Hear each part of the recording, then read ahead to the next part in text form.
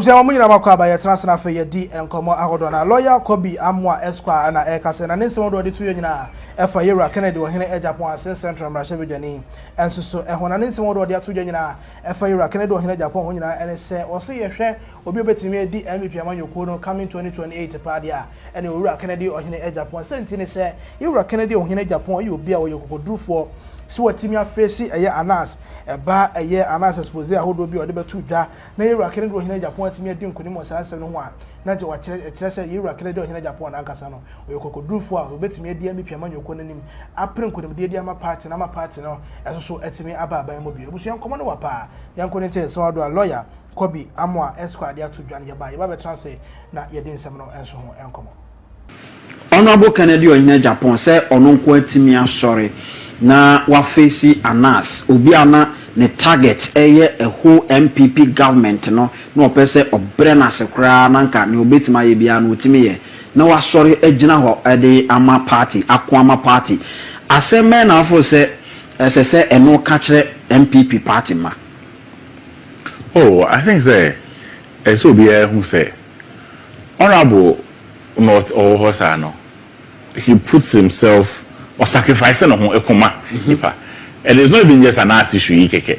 It's be time apart, you know, here more from 92 out or now 10 years you hear bema and I hear obi a or then obetun ho esi ho akwama party ne de oye. And so do you see him say baby aniama keke dru no o party as MPP no ono necessary o man dey anymore. Any party in keke, or mine no necessary man in the anymore. And also be the man any party in keke, MPP, yes, MPP obviously all necessary man, but on mine no crown. So if you do situational leadership, on mine bia, and I say Kobe, and I say Kubiano, and maybe ni pebia, and I say ni pesubia, udi edimoa, a conkai.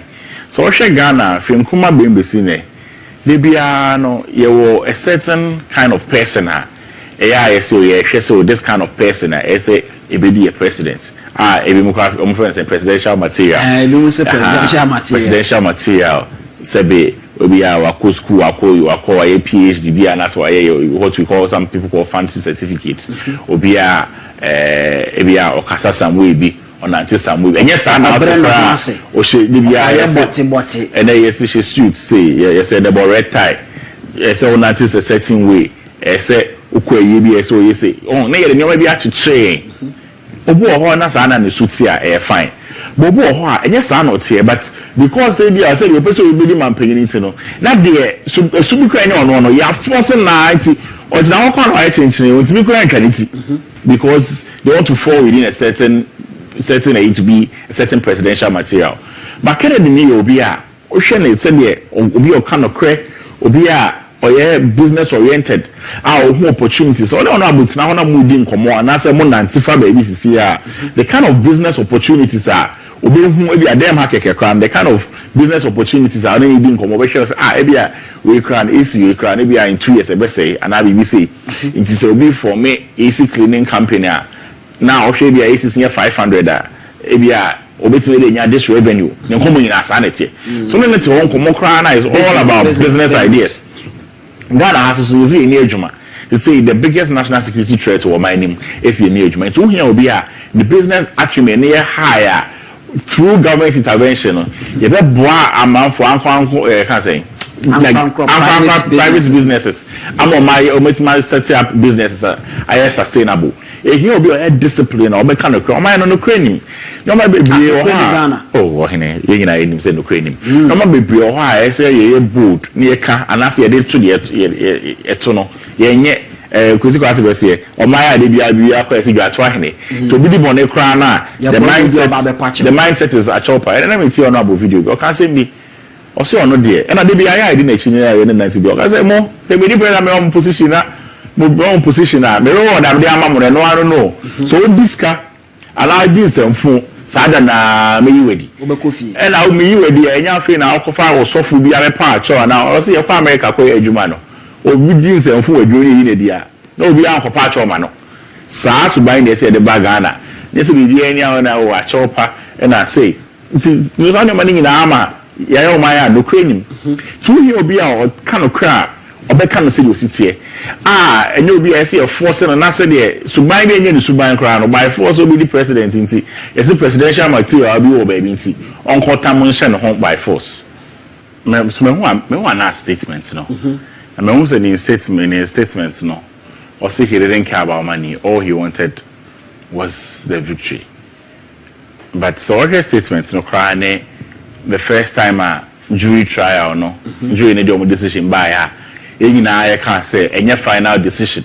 The entry a boss na final decision but so mo course so videos a press conference a press release no many aje say bi aska kesi bi e be fie na in litigation and I say court seminar they be no you are they be a friend and say what is the aim of the litigation or the team no quarter and then they be na say you be court and I say assembly court a lawyer no e bia o shall feel say you be winning the win sense say court na ka say we bo abem e will be a friend no pirate victory you wait my bobi so we the bem power ba o hwe sa e paper keke no kra o hwe mu a say hwi ni ho ma yes we the bem so hwi ni ho ma I friend no pirate victory now what she anas in sense here is that the claim or the coin or claim for $30 million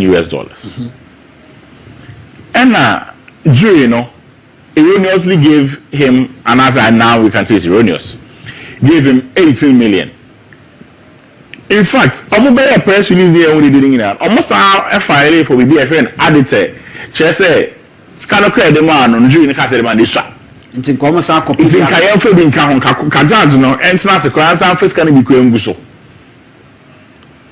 na even most importantly and I pay an American na me hear the transcript of the court and from the transcript of the proceedings the closing remarks of Anas lawyer no the hair na igidi pa and the strong arguments are all making the say jury no embo honorable Ken Kakesie Omumbo no kakese efri say they be a person che say we hwe na transcript na they be a ken de no and oba ha no abeka na so say mo ha no abeka nti the only way he can be stopped and these are the words he used the only way he can be stopped is by the court awarding a huge, in fact he said a huge sum of money against him nti ultimately say the aim of the litigation was very clear from these statements. Omu ya sikakesi bi kwa bi a papa no na ye tonton e japade na say e bit me a discouraging e ho de oti ana scroll oti ana na left one far right. Nti later no me kan say omo ka so onye scan no me de no wa kakra. Na even so share proceedings here in law no if it be litigation economy. Okay.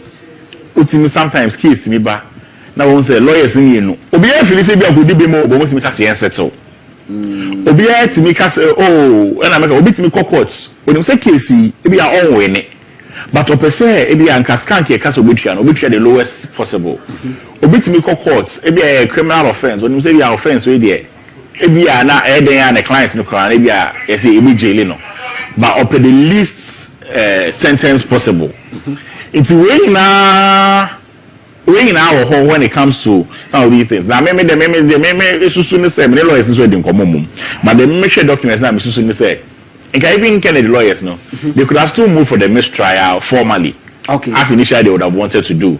Senka young court in twem kan yan started. Then started be trial because there were errors in it. But when a lawyer now we litigation economy case here started 2022. And after na give if you also do we it's not what case na CBM na nyina time na my mom said say this was what we call a remitter or a remitter. Okay. But in as much as initially after filing remitter what actually the court held was a motion to mold. Okay. As the lawyer that was explaining.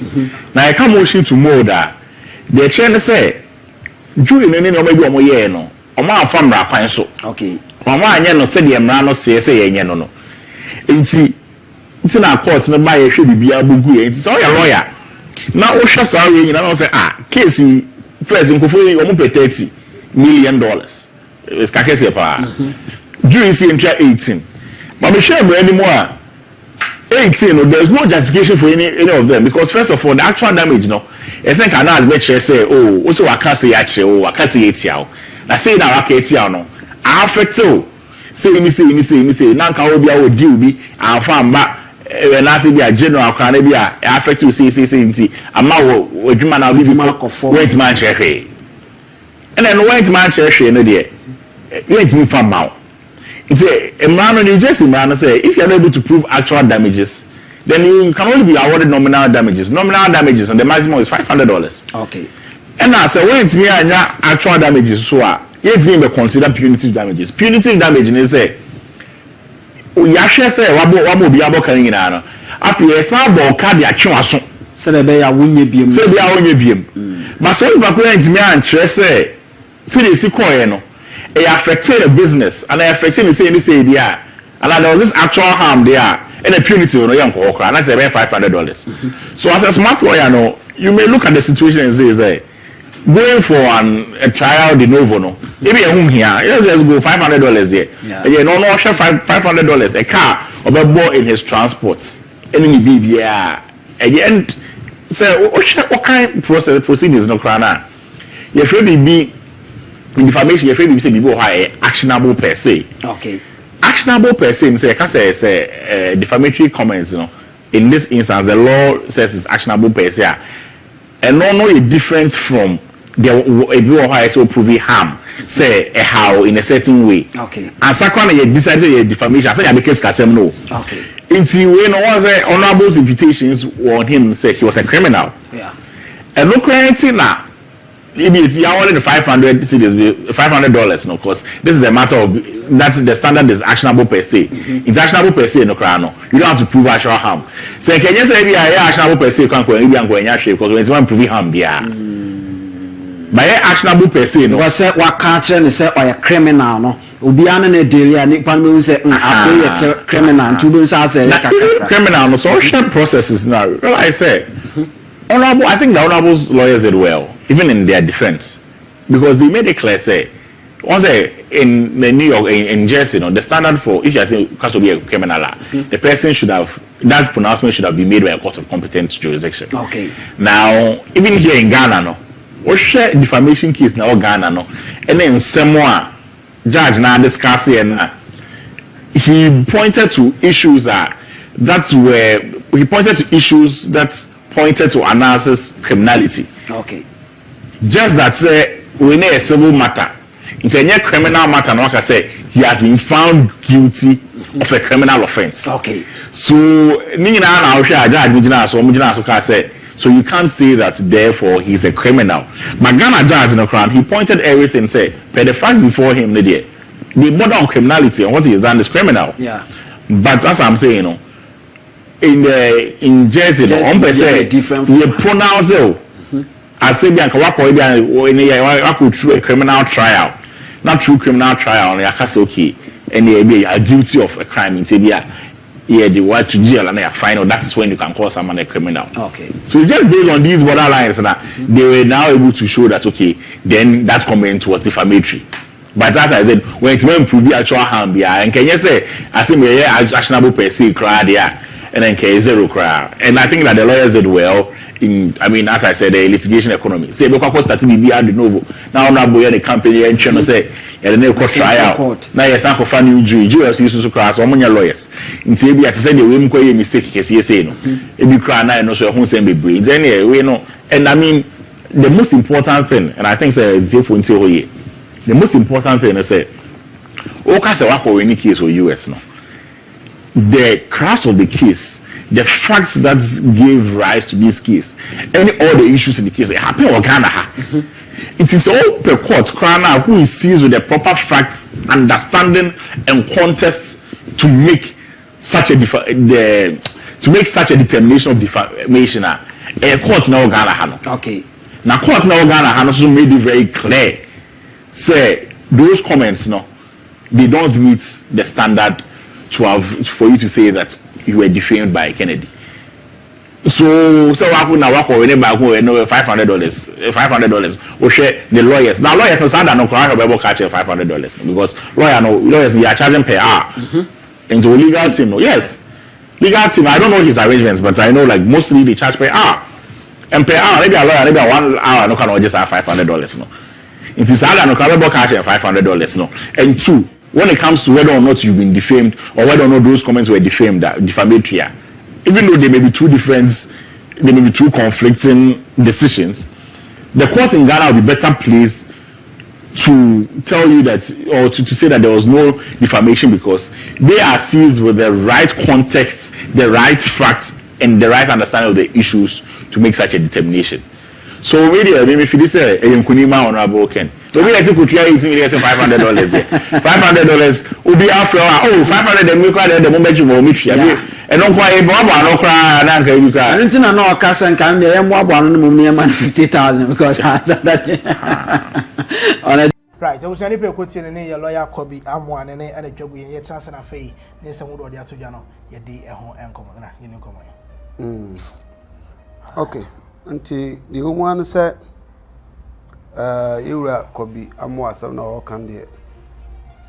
Nekwan swan no sanse obi ntonsa mfa hia ne buhie ni no obi so mfa ne sabonkum anche na nakura se kwan me kan we nyina me kan kosi se ebia honorable Agyapong onru to the standards of a mampanini or dubro so kra do so one a short coming I mean flowers kakra ni ade e wo ho but ni na da nchen die a man of fatter so between a demand penny door so chain dear Abia enye e on ho is as over candidate agina apre 2 minutes nyina no ono Agyapong no stand tall chain omu nyina because ohwe Agyapong ni djuma odie as oman mu nyama wo ye no e door so bebrebe e ba farms a Agyapong ewo into farms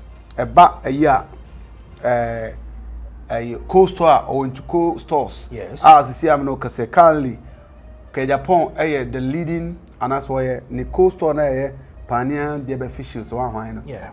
The biggest in West Africa. Sure. Eba farms pioneer fishing on kwan say I stand to be corrected anyway. So na ko hwini pa adwuma ho e de manoa. Eno kwa dia dance say he stands tall among omwa ABA premium penino eba into farming or so 5,000 say acres of land for whatever you and nipa send of farm and also that eba medium so some media no so eti Canada Japan there so be kase on fata so be the mampania na onim ne woka and out chin kase mu so a enema biblia wo nyina ya ade a edi adanse se ne party na wo NPP no auto party na na ma to bi a okonto kwama ntokwa no kobro suma odikoduru baabi aya na abroso because atrapo ene sa na maniama no eno enso sa da nchen a ohwe ono monya banta nyina ya na kwa besi the fact say politics ya ntina okoko kansam a ema bia na akotra so ene ade ohwe one anas expose ene kwan anas de court na kohwe court no nsensem a akakudum pempen so se ya court aba bedru na court abua se yema yenye mpatasika ma anas rate of a whooping 18 million choppable spendable American dollars yenye mfama anas areme yaw ni esa ko asetena biemu a 18 million no after ya sa so ase de ba $500 ya and Kofi bi nyumia na se ba enye nwanwa nwanwa ana ma ka ko bi a auto ne car na no se car no ope 140 million ti akobi free no ana obisa no sampacho na car na yesen no so car no de 140 million that is 14,000 Ghana cedis ana kwazo na on so last cry 135,000 which is 13,500 cedis and also now also the is about only 7 million so ma metwawate 700 Ghana cedis as 700 Ghana cedis na car no na caliper cross na ni gearbox cross any ade it why from $80 million to $500 here asem na areho so ade nya common cry za ka $1 million $1 million cry na say yi say asana ke 18 million na 18 million ka mon ka $1 million ko so $500 ya na so tu asem no ano ohye tini ame na ya de that's the honorable Agyapong there fight and majority of them now they all fighting because of the party anas jumadi a odi o mamu ha obi enu say so obi open kura ka bi enu say ekwan of later anas first year ni so called investigative journalism now or you know it raises a lot of debates any other there because nyankopon kura na obo onu wiase na oyetumi nyina awura no o say enso awurade nyankopon enhwe nyankopon wo Yesu so ne bonsam banta according to Bible mbo am so mbo akona mini ho Yesu ne bonsam so banta na ekọ so obopo no so no Calvary bopo no so no ana sa bopo no mantina na hefa aso for munchire any ade according to Bible no say Yesu sa confirm the Bible atwe say me enso awurade nyankopon hwe no ama Yesu ka che say wunim so ya tro say enso awurade nyankopon hwe eti nyankopon kra say me enso no hwe a how dare you say me Kofi Agyamete hei ena abasoma hwe aka che me say ka osem na wo de camera bo atade na ne ma besia o de yente wa mute wo kasa na me dia mechanic say me na magimi na wi a say oh investigative journalism eti honorable Agyapong pay to stand there among the men in Ghana e ka say against all odds sorry defending Ghana ne party eti e basa akwan so da honorable of Atapaso lead party nanso 2028 a crucial election ko NPP for fee say and this for humiliate on by that dangerous defeat and disgraceful defeat a jump some snatch power back to themselves there and now you will need somebody you had not test the water abapen which is Baumia only had not test the water saba so the Agyapong any other candidate be what it means is that you are going to as a oko marketing plan for 2032 but so opportunity Ghana bako se bin see that say one person or call first attempt na trauma no e bi nyansi etino omonya research hwe say ba omia no sa ne kwa be bo ana say mo ade a ene na so mo yo mo de omo ne be ko bia no say kwa honorable Agyapong omo ne ko akọ test waters no ma sa market no ansa na bia omo ko pre power na kasa 2032 e be ye NDC for 8-year term no and next and they are quite open but sabri also you will need somebody what no kwa betumi wini eti may the best candidate lead NPP in 2028 right so like share afa comment in the comment section as if am I yakramo